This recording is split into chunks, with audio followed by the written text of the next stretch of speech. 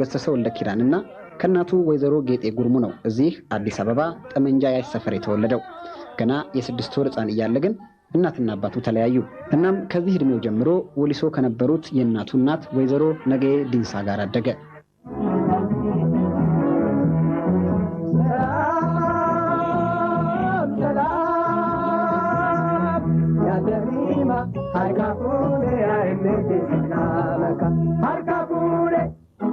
سلامك يا جنة سلامك سلامك يا جنة سلامك هركفوني يا ديكو سلامك በዚህ በወሊሶ ከተማ በቀበሌ 03 የሚገኘው የእድገት መንደሩ በተለምዶ አረብ ተራ በመባል ይታወቃል።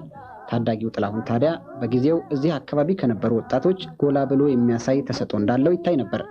የዘፈን ፍቅር ብቻ ሳይሆን ድምጽና ተሰጥኦም እንዳለው ማስመስከር የጀመረው እዚሁ ነው። ሙሄ ስናወጣ የኛ አውጫችን ጥላሁን ነው። እንዴት ነበር? ይደምቅላችሁ ነበር ሲያወጣ? እስቲ እሱ ሲያወጣ ይደምቃል። ድምጻዊ ስለሆነ ስለሚደምቅ እንደውም እሱ ያውጪ ገንዘብ ጭማሪ እንሰጠዋለን። ጭማሪ ያገኝ ነበር? ጭማሪ እንሰጠዋለን። ለምሳሌ ስንት ስታገኙ እሱ ስንት ጭማሪ ያገኝ ነበር? በዛን ጊዜ 10 ሳንቲም ትልቅ ገንዘብ ነው። በዛን ጊዜ 10 ሳንቲም ለሱ ምናልባት ወይ 30 ወይ 20 ሳንቲም 40 ሳንቲም እንደ ጭማሪ እንሰጠዋለን። ዱብን ተሚማ ዱብ ሙጫዮ መጋላ ኢጀኮ ቀቤ ጉራኮ ቀቤ ነራሳ ገንደን ጠገ ኢትናን ጀናኒ ኢተንዲከ ያደና ገማኒ ሰላመካ። ይህ ተሰጥኦ መስመር እየያዘ የመጣው ግን በዚሁ ወሊሶ ከተማ በሚገኘውና ቀደም ሲል ጊዮን በኋላም ራስ ጎበና ተብሎ በተሰየመው ትምህርት ቤት ሲማር ነው። በዚህ ክፍል ውስጥ 3ኛ ተርታ ላይ የሚቀመጠው ታዳጊ ይበልጥ የሚጠብቀው አንድ ነገር ብቻ ሆነ። እዚህ ትምህርት ቤት ውስጥ በመማርበት ጊዜ ስለ እንግሊዘኛ፣ ስለ ሂሳብ፣ ስለ ጂኦግራፊ ምን ነው የመዝሙር ሰዓት በደረሰ ብዬ የምጓጓበትና ኩርኩም የምቀምስበትን ቦታ ነበር። መዝሙር ስንት ነበር የምታመጣው ማርክ? በመዝሙር ጎበዝ ነበርኩ ብለኸኛል። ምን ቁጥር ይሰጠዋል? የእንግሊዘኛውንም የጂኦግራፊውንም የሂሳቡንም አንድ ላይ ጠቃሎ በመዝሙር አገኘዋለሁ።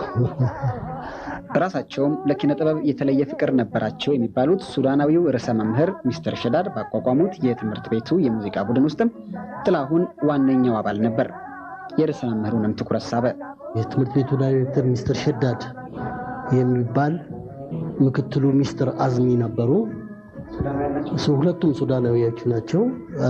እዚህ እንትን በምልበት ጊዜ አንተ ትምህርት አይሆንህም፣ ገንዘብ ልስጥህና በሱዳን በኩል ጠርተህ በአስመራ በኩል ሱዳን ገብተህ ከሱዳኖች ጋር ያስተዋውቃለሁ ምናምን አለኝ።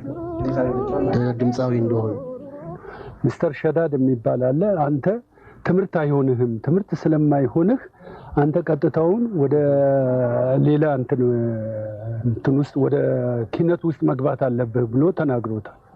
በዚህ መሃል ነው ወይዘሮ ንጋቱ አከልካይ፣ አቶ ዩኤል ዮሐንስና ሌሎች የሀገር ፍቅር አርቲስቶች በዚህ ትምህርት ቤት አዳራሽ ዝግጅታቸውን ለማቅረብ የመጡት። ጥላሁን ለዚህ ሙያ የተፈጠረ ስለመሆኑ ጥርጣሬ ያልገባቸው ሱዳናዊው ርዕሰ መምህር ትርኢቱን እዚህ ከፊት ወንበር ተቀምጦ እንዲመለከት አደረጉ። እርሱ ያውን በነፃ ገብቶ ከፊት ሲቀመጥ ከፍሎ የገቡት ሌሎች ተማሪዎች ቦታ ከኋላ እንደነበር ጥላሁን ያስታውሳል። እናም የሀገር ፍቅር አርቲስቶች 2 ጊዜ በዚህ መድረክ ላይ ሲያሳዩ ሁለቱንም ትርኢት ከፊት ሆኖ በነፃ ተመለከተ።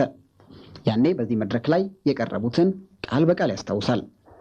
አውቆ ተመራምሮ ከሌለ ብልሃት ምንም ማያኮራ የሰው ልጅነት፣ እውነት ነው እርግጥ ነው ሰው በአገሩ መስራት ነው መኩራት ነው የሚለው ነበር። ማን ነበር የተጫወተው? ይሄን አቶ ዩኤል እና ሌሎቹም እና ተቀባዮች አሉ።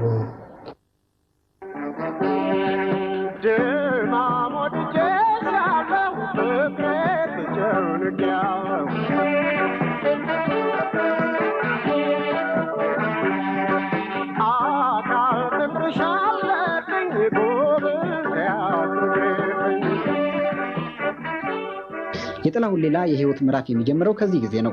በትርኢቱ ማጠቃለያ ላይ አቶ ኢዩኤል ዮሐንስ ጋር ቀርቦ ፍላጎቱን አስረዳ። ይህንንም እውን ለማድረግ አዲስ አበባ መምጣት እንዳለበት ተነገረው። የዛሬ 48 ዓመት ገደማ ቀን ይመጣል፣ ቀን ይሄዳል፣ ተማሪ ይገባል፣ ተማሪ ይወጣል። እንዲህ ከሚመላለሱት ተማሪዎች አንዱ ጥላሁን ገሰሰ ታዲያ ከዕለታት በአንዱ ትምህርት ቤቱን ላይመለስበት ተሰናበተው። ደብተሩም እንዲከተለው አልፈቀደም። የትምህርት ቤቱ አጥር ላይ ሰቅሎት መንገዱን ወደ አዲስ አበባ ቀና። ከወሊሶ አዲስ አበባ 119 ኪሎ ሜትሩን በእግር ለመጓዝ የወሰኑት ጥላሁንና ሁለት ጓደኞቹ 35 ኪሎ ሜትሩን አጠናቀው ቱሉ ቦሎ እስኪደርሱ ድካሙ አልታወቃቸውም። በልባቸው ተስፋ ሰንቀው ፊታቸው ላይም ይኸው እየተነበበ ራመድ እያሉ ተጓዙ። ቱሉ ቦሎ ሲደርሱ ግን ጉልበታቸው ዛለ። እረፍት ለማድረግ ያደረጉት ጥረትም ውጤቱ ሌላ ሆነ። አያቴ ወደ አመያ የሚባለው ሀገር ሄደው ነው ጠፍቼ ነው የሄድኩት። ሲመለሱ እኔን አላገኙም። ልጄ ሞታሉና ሲሉ ለክሳቸው ይደውላሉ። ለእህታቸው ይደውሉና ሲያበቁ አረ እንደዚህ አግኝቼዋለሁ በፖሊስ ተያዝኩኝና አባ ጆቢር ይባሉ ነበር። የዛን ጊዜ 10 አለቃ ገራፊ ናቸው። የሌባ ገራፊና ኃይለኛ ፖሊስ ናቸው። መንደር የወለዱትም ይሁን ያልወለዱትም እኩል ነው የሚቀጡት። ለሳቸው ወስዶ አስረከቡ። ነፍስና ስጋዬ በጭኔ ውስጥ ገብተው ፈተፈቱታ በቆንጥጫ። ያን ሁሉ ያን ጊዜ አስታውሳለሁ። ይሄ ትዝ ይለኛል። ከሁለት ጓደኞቹ ጋራ ወደ አዲስ አበባ ሊሄዱ በእግር ጉዞ ጀምረው እርስዎ ቤት መጥተው አደረዋል። እውነት ነው? ከዛ ምን አሉት? ለምንድን ነው የመጣ ነው አሉት? እዚህ ልመጣ ነው አዲስ አበባ ቤት ይሄድ ብሎ ሊመጣ ምን ልታደርግ እዛ አዲስ አበባ ትወጣለህ ብዬ እንደገና መልሶት ለአንድ ሹፌር አደራ ብዬ አሳፍሬ ላኩት። ለሙዚቃ ያለው ፍቅር ጉልበት የሆነው ጥላሁን በዚህ ሁሉ ሳይንበረከክ በማግስቱ ሌላ ሙከራ አደረገ።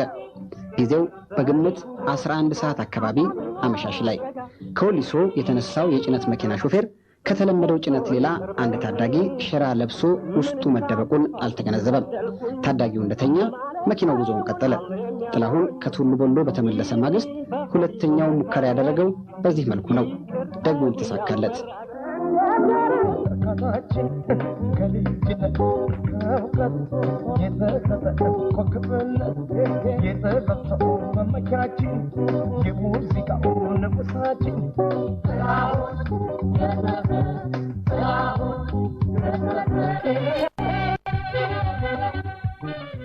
እዚህ አዲስ አበባ ዶሮ ማነቂያ የሚባለው አካባቢ ጭፈራው ቀለጠ። የዛሬ 48 ዓመት ገደማ ከቀናት በአንዱ። ለዚህ ምክንያቱ ሆነ ተብሎ የተጋበዘ የሰርግ ታዳሚ፣ ጎረቤት አሊያም ዘፋኝ አልነበረም። በሰርጉ ዋዜማ አመሻሽ ላይ በድንገት የመጣ አንድ ታዳጊ ይህንን ሰርግ ሊያደምቅ ጭፈራውንም ጭፈራ ሊያደርገው እንደሚችል የገመተ አልነበረም። ቤታቸውን አጠያይቆ ያገኛቸው አክስቱም ቢሆኑ ከዝምድናቸው በዘለለ ለልጃቸው ሰርግ መድመቅ ከእንግዶቻቸው በላይ እንግዳ ከተጋባዦቻቸው በላይ ተጋባዥ መሆን ያለበት ታዳጊ በትክክለኛው ሰዓት መምጣቱን አላወቁም። የእህታቸው ልጅ በመሆኑ ግን እንደ ደንቡ አስተናግደውታል። ድንገት አንድ ድምፅ ዘፈነ። አንድ የሚጣራ ድምፅ፣ ከመሃል ጎላ ብሎ የሚሰማ ድምፅ፣ የልጅ ድምፅ፣ ግን ደግሞ የሚደመጥ ድምፅ። ተቀባይ አላጣም። እርሱ ሲያወጣ ሌሎቹ ሲቀበሉ ሰርጉ ደመቀ፣ እልልታው ቀለጠ። ይህ ታዳጊ ከወሊሶ አዲስ አበባ በጭነት መኪና የገባው ጥላሁን ገሰሰ፣ ልጃቸውን የዳሩትም የእርሱ አክስት ናቸው።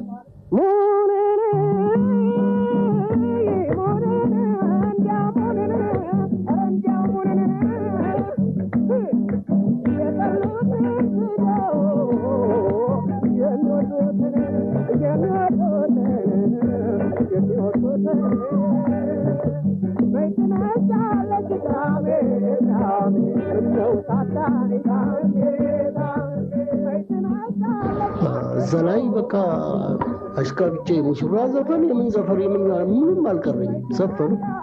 በማግስቱ አንድ የሆኑ ፊት አውራሪው ቀኝ አዝማች አላቃቸውም፣ ስማቸውን በደንብ አሁን ድረስ ይቸዋለሁ። እሳቸው ሄደው አቶ መኮንን አብተወልድ ይነግሯቸዋል። እገባለሁ። ሲያይኝ ጋሽዬ ያለው መጣሽ አንቺ ልጅ አለኝ። አዎ መጣሁ። በየት የምትችይውን ዘፈን ዘፈን የእሱን ዘፈን ዘፈንኩለት። ሀ ክፍል መድቡት ተባለ። ሀ ክፍል መድቡት ተባለ። ሀ ክፍል እሱ ያለበት እሱ ኮተኮተኝ። ለዚህ አበቃኝ። እዚህ ደረጃ ላይ ደረሰኝ ማለት ነው።